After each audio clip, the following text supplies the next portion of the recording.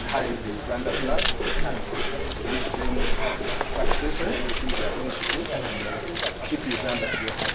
And as Mr. Wikisa said, compete to be the Bwati amyuka chancellor wa Yunivaasite Makerere omukenkufu Barnabas Nawangwe bwalabise nga asimbula ttiimu y'eggwanga eya Yunivaasite egenda okukiikirira eggwanga mu mpaka z'ensi yonna ezitandika nga 3 olwo zifundikirwe nga 14 omwezi ogujja.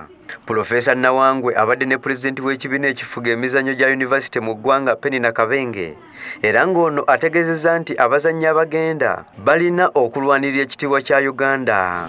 Bakubirira nti balina okukiikirira eggwanga lyabwe nga tebalowooza ku kintu kirala kyonna wabula bagenze okukiikirira eggwanga lyabwe Uganda kubanga bagenze nga Uganda team. Abazannyi abagenze bawulira ddala 3 mu 5 era nga bagenda okuvuganya mu mizannyo omuli okudduka, okuwuga wamu n'okuzannya ttena. Era bano bajjiddwa mu matendekero omuli Makerere, Kyambogo, Ndejje, Uganda Christian University ne Bugema University. Bano bafunye omu ku bakugu ababadde mu kusiibula abazannyi bano era nga abawadde ebigambo ebibazzaamu amaanyi. But I play my role. When you're competing that day, you're competing with well-endowed people. They have so much resource. But I'm telling you, you can shine among those guys. You're going to compete with those guys. You're going to shine. Pulezidenti w'ekibiina ekifuga emizannyo gya Yunivaasite mu ggwanga Penny Nakabenge ategeezezza nti bakyalwana okulaba nga bafuna ensimbi eziwerako bongere ku ttiimu nga kino bajja kikolako obutasukka nga 2 omwezi ogw'omusanvu.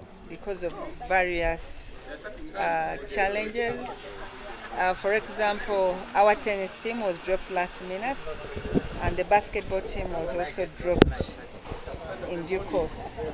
But we are very confident with our swimmers, track and field athletes and tennis that are representing us this time.